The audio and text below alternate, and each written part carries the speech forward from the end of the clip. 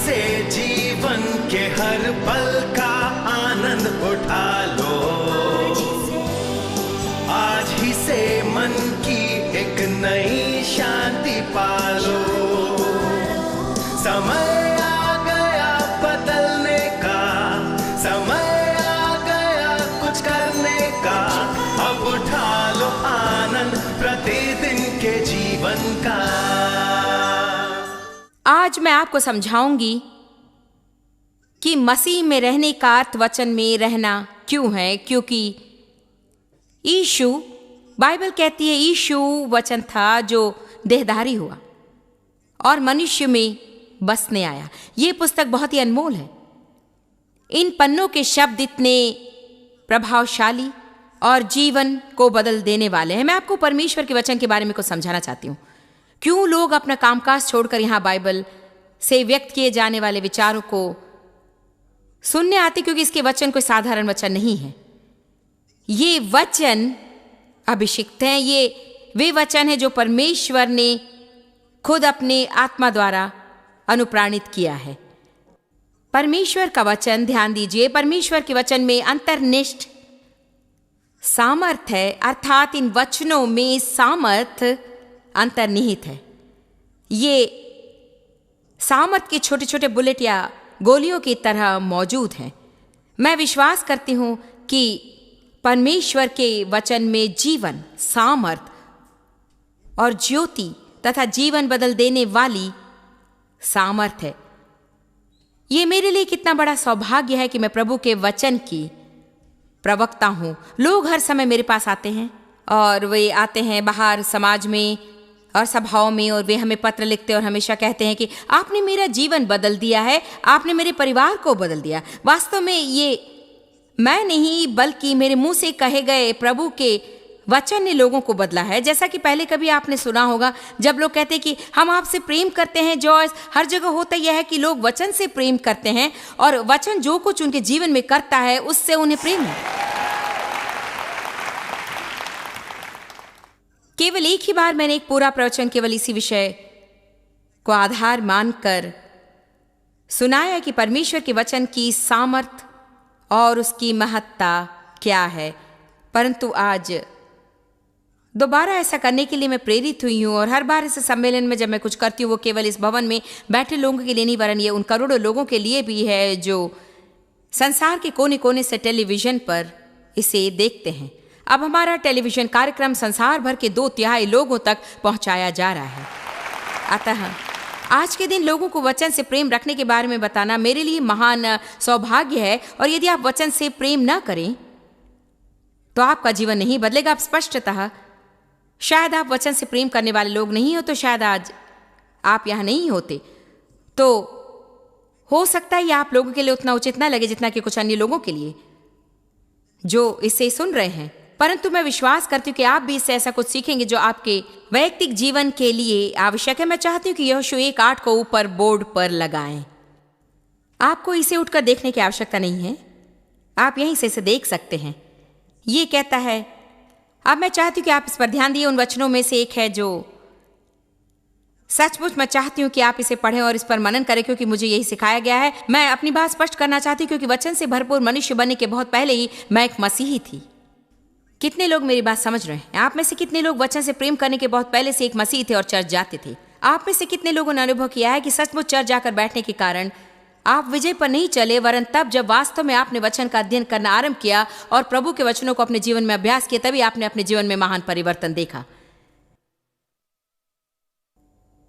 ये उन वचनों में से एक है जिस पर मनन करने के लिए मुझे सबसे पहले सिखाया गया। व्यवस्था की ये पुस्तक तेरे चित्त से कभी न उतरने पाए, इसका शाब्दिक अर्थ यह है कि हर समय आपके मुंह में वचन सदा रहे। हमें वचन को गुनगुनाना और कहते रहना सीखना चाहिए। मैं जानती हूँ कि आजकल खास तौर से हम जो स्त्री हैं, हम कुड़कुड़ाना जानते हैं, परंतु हम गलत बातों को कुड़कुड़ाते हैं। हमें प्रभु के वचनों को कुड़कुड़ाना और गुनगुनाना चाहिए। व्यवस्था की ये पुस्तक तेरे चित्त से कभी न उतरने पाए, इसी में दिन रात ध्यान दिए रहना। यदि आप वचनों को पढ़कर उनमें ध्यान दें, उसका तात्पर्य है कि उनके बारे में विचार करना, कहना, गुनगुनाना, बार बार उसे मन ही मन दोहराते रहना, दिन रात इसी में ध्यान दिए रहना।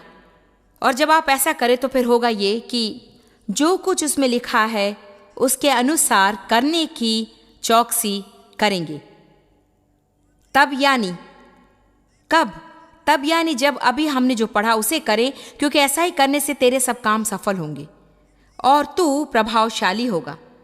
कितना बढ़िया वचन है, सचमुच कितना बढ़िया वचन है। मैं चाहती हूं दोबारा इस पर ध्यान दें। व्यवस्था की ये पुस्तक तेरे चित्त से कभी न उतरने पाए। इसी में दिन रात ध्यान दिए रहना। रात को सोने से पहले किसी वचन पर मनन करना, या वचनों का टेप या उपदेशात्मक टेप या अच्छे मसीह गीत या ऐसा कुछ सुनना जिसके द्वारा वचन आपके अंदर सदा प्रवाहित होता रह सके। व्यवस्था की ये पुस्तक तेरे मुंह से ना हटे। इसी में दिन रात ध्यान दिए रहना, इसलिए कि जो कुछ उसमें लिखा है उसके अनुसार करने की तू चौकसी करे, क्योंकि ऐसा ही करने से तेरे सब काम सफल होंगे। ये बड़ा रोचक विषय है। हम किसी काम में सफल होने के लिए प्रार्थना करते हैं, परंतु कहा गया हम तभी सफल होंगे जब हम वो करेंगे जो हमें करना चाहिए। देखिए, इस पुस्तक में इतनी सामर्थ है कि इसमें जो कुछ कहा गया उसे करने में मेरी सहायता कर सके, प्रोत्साहन व योग्यता प्रदान कर सके। यदि मैं अपने जीवन में से प्राथमिकता दूं और तू प्रभावशाली होगा। यदि हम प्रभावशाली ना हो तो सफल नहीं हो सकेंगे। ये पुस्तक एक ज्ञानप्रद पुस्तक है। यह मुझे अचंभित करती है। हर एक विषय जिसकी आप कल्पना कर सकते हैं वे सभी इसमें निहित है। हाल ही में मैं अपनी बेटी से विचार विमर्श कर रही थी, जो सहायता सेवा को संभालती। शायद आप विश्वास नहीं करेंगे, परंतु कभी कभी हम कलीसिया के विविध पद के संदर्भ में गंभीर हो जाते हैं। कुछ लोगों को आगे आने का अवसर ना मिले तो बहुत ढोंग करते हैं। एक बार किसी दूसरी सभा में दो औरतें यहाँ कहीं पर बैठी थी और दोनों एक कुर्सी के लिए आपस में लड़ रही थी और कोई भी हार मानने को तैयार नहीं थी। मैं यहाँ खड़े सुसमाचार सुना रही थी और वहां एक ही कुर्सी के लिए दो औरतें लड़ रही थी।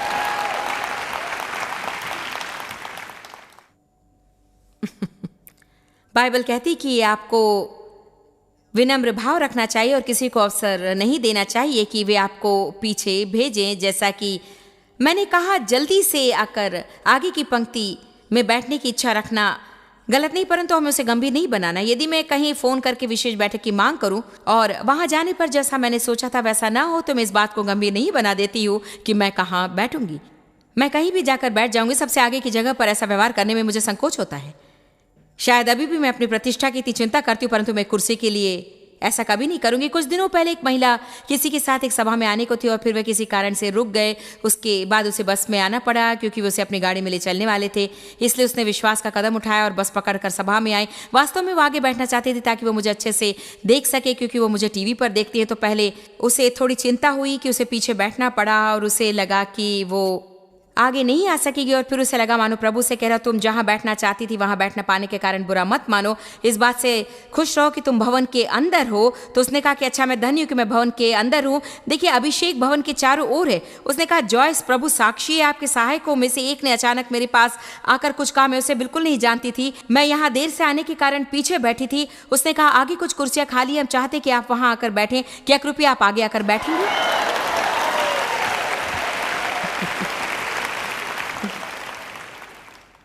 यह हमारे जीवन में बहुत ही अल्प सामान्य बात लगेगी, परंतु मैं आपको बताना चाहती हूँ कि परमेश्वर का वचन हमें यह भी सिखाता है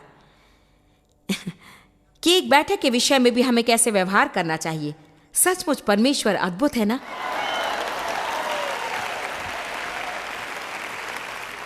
आज मेरा उद्देश्य यही है कि प्रभु के वचनों के प्रति सम्मान और प्रेम भाव उत्पन्न कराऊं। हम जिसको अनमोल मानते हैं उसके लिए अधिक समय हम देते हैं। यदि प्रभु का वचन अनमोल है तो फिर हम उसके लिए समय बिताने में प्रसन्न होंगे, क्योंकि हम उसे एक निवेश मानेंगे, कोई धार्मिक कर्तव्य नहीं जिसे कि निभाकर हम प्रभु को प्रसन्न कर सकेंगे। हाँ, बाइबल पढ़ने पर वो हमसे प्रसन्न होता है, परंतु इस बात की मजबूरी नहीं कि हम दिन में कितना अध्याय पढ़ते हैं। हम अपने लिए पढ़ते हैं, उसके लिए नहीं। एक दिन प्रभु ने कहा, ये तो मेरे लिए नहीं कर रही हूं, मैं ये पहले ही जानता हूं। हम ऐसी धार्मिक विचारधारा रख सकते हैं ना कि एक दिन में इतना अध्याय ताकि मैं उन अनेक स्टार्स और चेक मार्क्स पाऊं जिससे प्रभु मुझसे प्रसन्न होगा। हमें अपने जीवन के लिए इसे करना चाहिए। हमें ये जान लेना है कि यह पुस्तक शक्तिशाली बारूदों से भरी है। हमें हर समय अपने साथ वचन को रखे रहना चाहिए। कितने लोग अपने घरों में खाना बचाए रखते हैं, कितने लोग अपने घरों में नाश्ता रखते हैं। हम उसे खाने का ख्याल रखते हैं। हमारे रेफ्रिजरेटर में खाना रहता है, अपने रसोई घर में भोजन रखे रहते हैं। हम यहाँ वहाँ अलमारियों में बिस्कुट आदि रखे रहते हैं ताकि भोजन पर्याप्त न होने पर उसे खा सकें। हम अपनी शारीरिक भूख मिटाने का अधिक ख्याल रखते हैं, परंतु शारीरिक भोजन से बढ़कर हमारा आत्मिक भोजन वास्तव में अधिक महत्वपूर्ण है। हमारी आत्माओं के लिए आवश्यक भोजन है परमेश्वर का वचन। कभी भी अपने शारीरिक भोजन को अपने आत्मिक भोजन से अधिक महत्वपूर्ण ना समझें। बाइबल कहती है कि शारीरिक दुख और संकट के समय एक मनुष्य की सुदृढ़ आत्मा उसे सहारा देती है। जरा सोचिए, यदि मैं आत्मिक रूप से सबल हूं, यदि मैंने खुद को आत्मिक रूप से तृप्त किया है, आप यहां पर बैठे रहकर यहां से चले जाएंगे और सोचेंगे भला वो बढ़िया था, परंतु मुझे कोई महान प्रकाशन नहीं मिला। शायद आपको महान प्रकाशन मिलेगा, परंतु हर बार जब हम प्रभु की आराधना करने पर उसका वचन सुनते हैं, जरूरी नहीं कि कोई बड़ी उत्तेजनीय घटनाएं घटें और महान प्रकाशन पाए। ये सब आपके पासवानों तथा अगुवाओं पर यह दबाव डालता है कि वे आपको खुश करने के लिए कुछ उत्तेजनीय चीजों को प्रस्तुत करें। कलीसिया कोई मनोरंजन स्थल नहीं है, वो प्रभु की आराधना करके तृप्त होने की जगह है। आज आप यहाँ भूख मिटाने आए हैं। मैं आपको बताती हूँ कि आप आज यहाँ रहने का फायदा कब अनुभव करेंगे, तब जब अगले हफ्ते शैतान आप पर वार करेगा, या आप किसी समस्या का सामना करेंगे और फिर भी उसका आप पर बुरा असर नहीं होगा। यदि आत्मिक रूप से आप सबल होंगे, तब समस्याओं के आने पर वो आपको सहारा देगा। 26.5 वर्ष परमेश्वर के वचन पर अध्ययन करते रहने से बढ़कर मेरे जीवन में अधिक उत्तेजनीय बात और कुछ नहीं। मैं जो कुछ जानती हूँ उसके लिए आभारी हूँ। परमेश्वर के वचन से मैंने जो ज्ञान प्राप्त किया उसके प्रति मैं कितनी आभारी हूं से आप नहीं समझ सकेंगे। कल मैंने कहा था कि बिजली या रूपरेखा या मानचित्र जैसे विषयों को समझने के संदर्भ में मैं उतनी बुद्धिमान नहीं हूं। ऐसी कुछ बातें जो मैं नहीं जानती, परंतु ऐसी भी बातें हैं जो मैं जानती हूं। मैं वो जानती हूं जो मुझे जानना चाहिए। आमीन। यही मुझे उन्नति और सफलता पाने में सहायक है। मैं संपन्न और सफल हूं इसलिए नहीं कि मेरे नाम के आगे 25 उपाधियां हैं, वरन इसलिए कि मैं प्रभु का वचन जानती हूं। ऐसा नहीं हो सकता कि आप प्रभु को जाने और उसके वचन को नहीं। यह असंभव है। यदि प्रभु के वचन के साथ हमारा संबंध घनिष्ठ न हो तो यह कहना असंभव है कि प्रभु के साथ हमारा संबंध घनिष्ठ है। चलिए यूहन्ना 1 को देखें। इसे समझाने में शायद समय लगे, परंतु इस वक्त मैं प्रार्थना करूंगी कि प्रभु मुझे वो सब समझाने में मदद करे जो मुझे समझाना जरूरी है। यदि कोई पूछे आपने क्या किया, तो कहिए मैंने बाहर जाकर भोजन किया। सच बात है, मैंने बाहर भोजन किया है ना। ये बढ़िया, धन्यवाद। मैं अच्छा प्रचार कर रही हूं।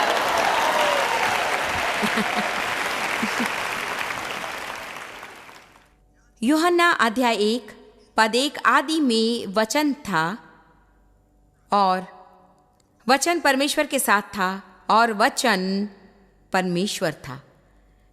शाब्दिक रूप से परमेश्वर के वचन से निपटने पर हम उन चीजों से निपटते हैं जिनके बारे में प्रभु कहता है, कहा गया है वचन परमेश्वर था, यही आदि में परमेश्वर के साथ था। सब कुछ उसी के द्वारा उत्पन्न हुआ और जो कुछ उत्पन्न हुआ है उसमें से कोई भी वस्तु उसके बिना उत्पन्न नहीं हुई। उसमें जीवन था और वो जीवन मनुष्यों की ज्योति थी, और ज्योति अंधकार में चमकती है और अंधकार ने उसे ग्रहण न किया, उस पर जयवंत न हुआ। परमेश्वर का वचन न केवल प्रभावशाली है, वरन वो जीवन कहलाता है और कहलाता है ज्योति। हमें ज्योति में रहने से भयभीत नहीं होना है, क्योंकि जब हम वचन में जीना आरंभ करते हैं वो हमारे जीवन के अंधकारमय क्षेत्रों को प्रकट कर देता है। धन्यवाद प्रभु, जब उजियाला होता है अंधकार को दूर होना ही है। आप एक अंधेरे कमरे में प्रवेश करके स्विच ऑन कीजिए। अब ध्यान दीजिए, बत्ती जलते ही चूहे और कीड़े मकोड़े भागने लगते हैं ना। शैतान नहीं चाहता कि आपके जीवन में वचन रहे, वो नहीं चाहता कि आपके जीवन में उजियाला हो, वो सब कुछ अंधकार में छिपाए रखना चाहता है।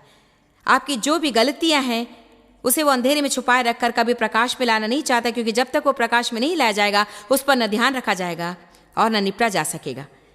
देखिए यूहन्ना अध्याय 1 पद 14 और वचन देहधारी हुआ और हमारे बीच डेरा किया। परमेश्वर का वचन, उसका शब्द, उसका पुत्र है। उसका वचन उसका प्रतिनिधित्व करता है। उसका वचन उसके चरित्र को दर्शाता है। मैं चाहती हूं कि आप मेरी बातों पर ध्यान दें। यीशु चलता फिरता वचन था। हमें भी वैसा ही बनना है। यीशु ने कहा, यदि तुमने मुझे देखा, तुमने मेरे पिता को देखा है। मैंने उसे जो कहते सुना है वही मैं कहता हूं, मैंने उसे जो करते देखा है वही मैं करता हूं। और यीशु ने कहा, मैं यहां एक आदर्श पेश करने के लिए आया हूं। वो यहां 3 साल रहकर हमारे लिए आदर्श बना रहा और कहा, मैंने जो कुछ किया उसे तुम भी कर सकोगे और उससे भी बढ़कर महान कार्य करोगे। क्यों? क्योंकि हम अनेक हैं। वही पवित्र आत्मा जो उसमें था आज हम सभी के अंदर है। हम परमेश्वर से भरे शरीर हैं। पौलुस ने कलीसिया के लिए प्रार्थना किया कि वह शरीर बनी रहे जो पूर्ण रूप से परमेश्वर से भरपूर हो। परमेश्वर के वचन से भरपूर लोग। आइए 1 मिनट के लिए उत्पत्ति 1 को निकालें। आदि में परमेश्वर ने आकाश और पृथ्वी की सृष्टि की। उसके बाद वचन 1 और 2 के बीच कुछ हुआ, क्योंकि अचानक पृथ्वी बेडौल और सुनसान और बेकार पड़ी थी। और आज हमें इस पर अधिक चर्चा करने की आवश्यकता नहीं है, लेकिन एक समय था जब शैतान और 1/3 देवदूतों को स्वर्ग से गिरा दिया गया था और निश्चय ही इससे सब अव्यवस्थित हो गया। और पृथ्वी बेडौल और सुनसान पड़ी थी और गहरे जल के ऊपर अंधियारा था। तब परमेश्वर का आत्मा जल के ऊपर मंडलाता था। तब परमेश्वर ने कहा, उजियाला हो, तो उजियाला हो गया। परमेश्वर ने कुछ कहा, उसके मुंह से शब्द निकलते ही सारी अव्यवस्था दूर होने लगी, वो रूप धारण करने लगी और परमेश्वर उनकी पुनर्रचना करने लगा, जिसकी रचना वचन 1 के अनुसार वो पहले ही कर चुका था।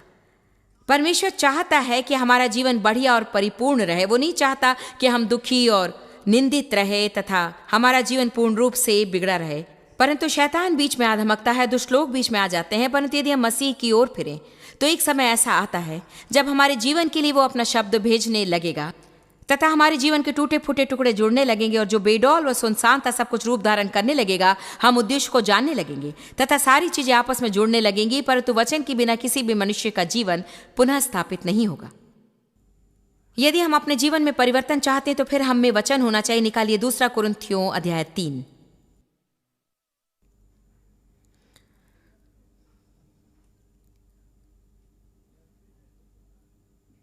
वचन 17।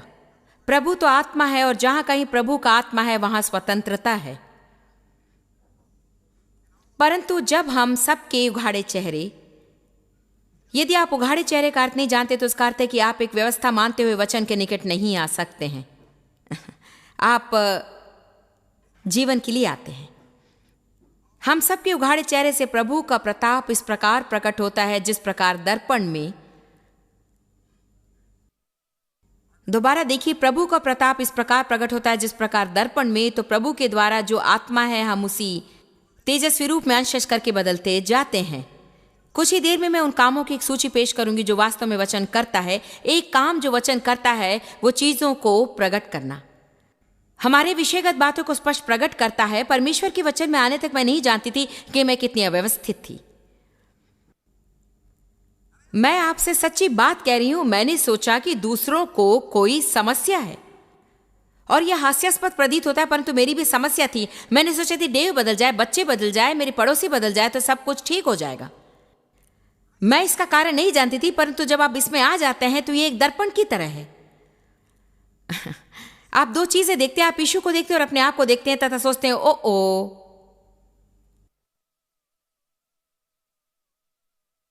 आमीन। अरे मुझ में बुरी मनोवृत्ति और मैं नाराजगी, तर्क वितर्क तथा क्षमाहीनता से भरी हुई और सचमुच में कंजूस, स्वार्थी और स्वकेंद्रित हूं। मैं आलसी हूं और इनमें एक भी विषय ऐसा नहीं है जिससे वचन ना निपटता हो। मुझे वचन से प्रेम है। मैं मुझे प्राप्त ज्ञान के लिए आभारी हूं, परंतु यदि मैंने निवेश नहीं किया होता तो उसे पाया भी नहीं होता।